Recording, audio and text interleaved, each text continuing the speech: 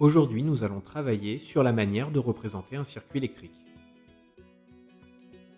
Un circuit électrique peut rapidement devenir compliqué en fonction du nombre de composants présents. Tout comme un architecte a besoin de dessiner un plan avant de construire, en électricité, il peut être intéressant de représenter un schéma électrique. Un schéma électrique est une représentation codifiée qui sera la même pour tout le monde. Dans le schéma électrique, les dipôles sont représentés par des symboles normalisés. Vous utilisez déjà des symboles normalisés tous les jours. En effet, les lettres sont des symboles normalisés. En associant plusieurs lettres, on obtient des mots qui peuvent être associés pour obtenir des phrases.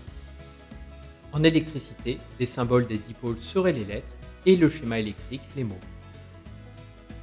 Pour apprendre à composer des mots, il faut connaître l'alphabet. Nous allons commencer par voir les symboles courants utilisés en électricité. Un symbole doit être rapide et facile à représenter. Commençons par le symbole de la pile. Une pile, quel que soit son format, est caractérisée par ses bornes positives et négatives. Nous allons le retrouver dans le symbole.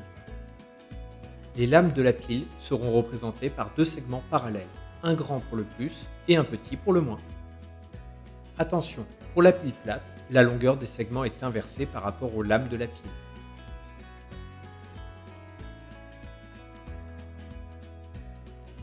Pour finir, il faut ajouter les deux fils. Voici le symbole complet de la pile. Passons maintenant au symbole de la lampe. Sa représentation est la suivante. Un cercle avec une croix à l'intérieur et deux segments pour représenter les fils.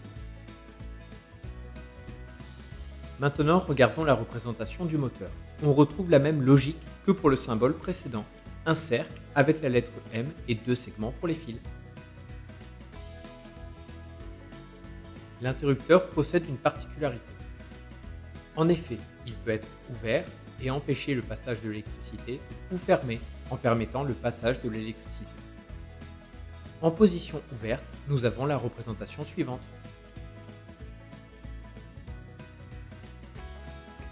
En position fermée, nous aurons cette nouvelle représentation.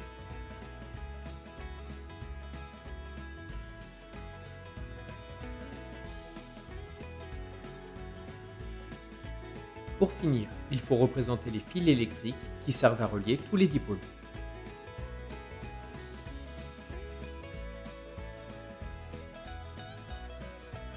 Maintenant, nous allons utiliser ce que nous venons de voir pour représenter un schéma électrique.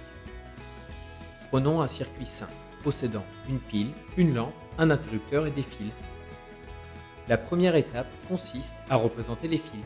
Le circuit forme une boucle et nous ne pouvons représenter les fils que par des segments horizontaux ou verticaux.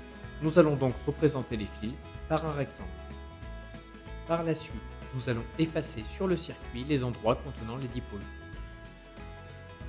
Dans notre cas, au niveau de la pile, de la lampe et de l'interrupteur.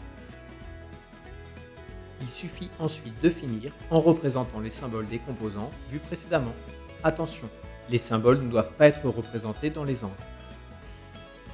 Dans ce circuit, la lampe est éteinte. L'interrupteur ne laisse pas passer le courant électrique, il est donc en position ouverte. Maintenant, on allume la lampe. Le circuit ne change pas, mais il faut modifier le symbole de l'interrupteur qui est en position fermée.